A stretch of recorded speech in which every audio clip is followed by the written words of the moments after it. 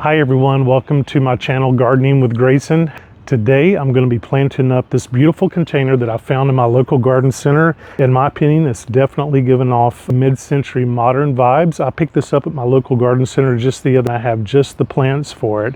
Today I'm going to be planting up a couple of different varieties of plants. I'm going to be doing some perennials and a combination of annuals. These are all shade lovers, and this container is going to be situated down on the lower patio behind me. It's very shady down there, and I think that it's going to work out beautifully. So I wanted to do a different vibe for this container.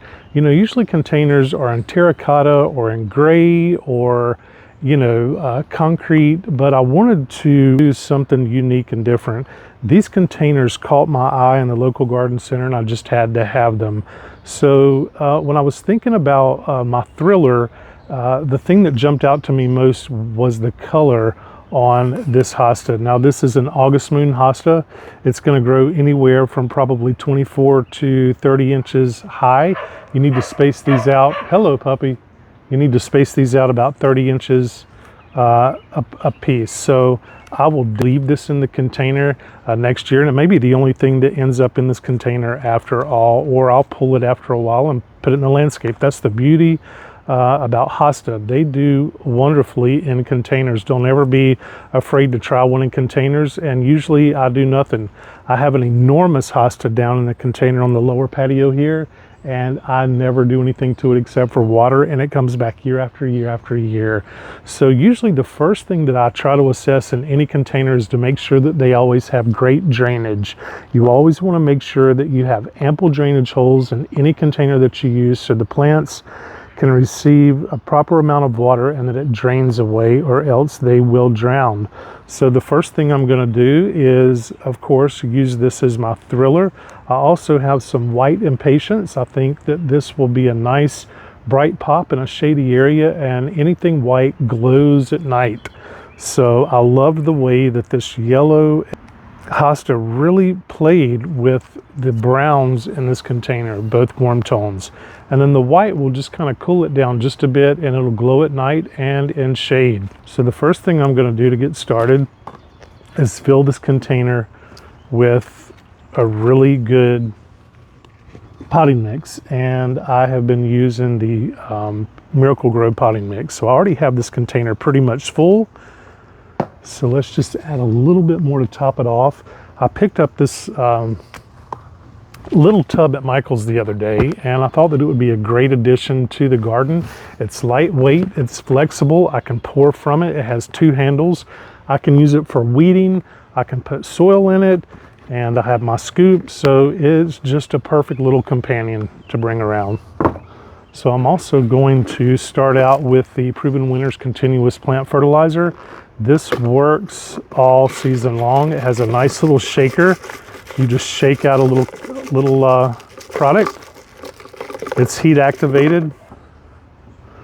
So let's go ahead and get this planted up first. This is a beautiful hosta.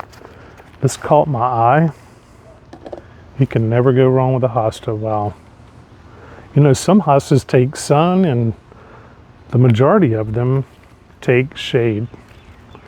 We're going to make this our thriller plant. That's going to go right in the center. This container will be viewed from all sides.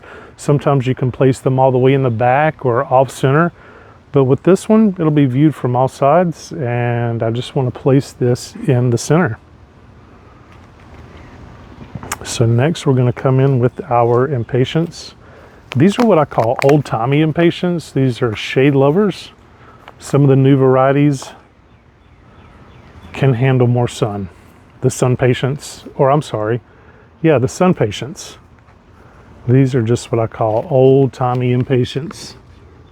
These are the ones that our grandmothers and grandfathers, and the only ones that we had until they came out with sun patients are the ones that would take more sun. So I'm sure a lot of y'all are familiar with these.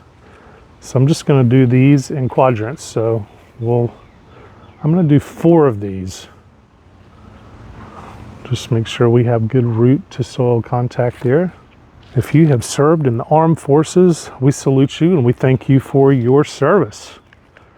The weather today has been beautiful.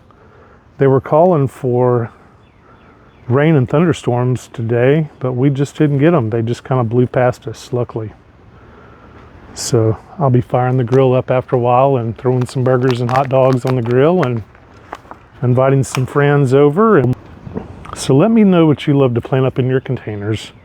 Leave me a comment in the section below and let me know, and I'll try to remember to leave a description of all these plants in the description box below. There we go. It's nice and quick. This is going to be one of two. I'll be doing a companion to this exactly like it. Also, I use my organic biotone starter fertilizer. I'll just kind of use my hands and it'll just kind of get watered in and sink down into the soil below. But yeah, tell me what you think about these containers. There were a couple of vibes I was picking up off of them, the mid-century modern vibe, and it also reminded me of like an woven basket. Something very unique about these that I just loved. So I think you could take this container in several different directions.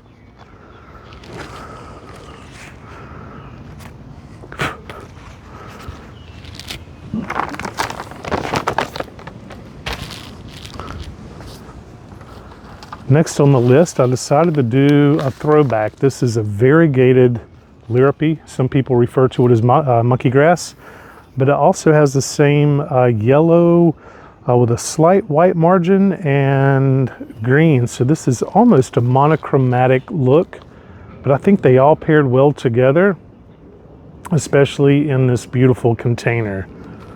So we're gonna fill in with these. And again, these are perennials. These will come back every year and probably just continue to fill in, fill out.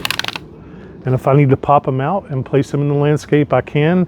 You know, I have these in my landscape already and I use them for a border around my patio here. I call this like a little sunken in garden room. It's very shady.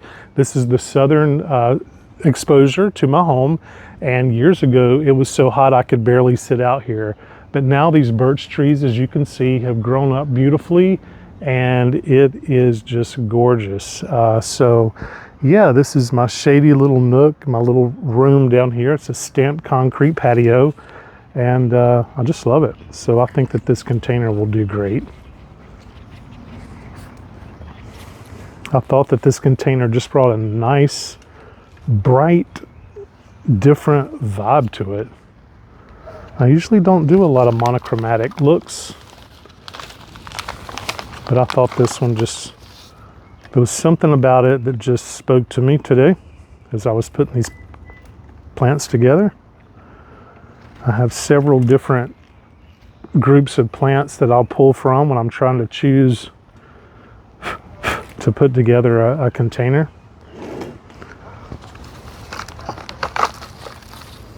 Some people have a love-hate relationship with this Liriope, but I've often heard that the evergreen variety is the one you have to be careful of, that it'll spread all throughout your yard and it can become invasive in some areas. I'm here in North Carolina, so it's never gotten away from me, thank goodness. But that's not to say that it couldn't. So again, I'm just going in between the white impatients with these.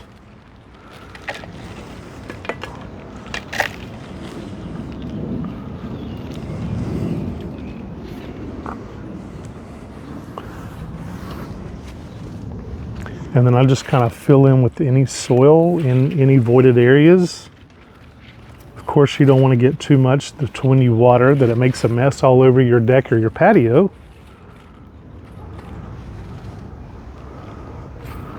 Let's give these a nice drink of water. Now I went ahead and put my Proven Winners water-soluble fertilizer in. Go ahead and give them a nice drink of fertilizer right off the bat. This will also settle any soil. It'll wash off any soil from the plant leaves and just get them nice and settled into their new home. Thank you so much for following my channel.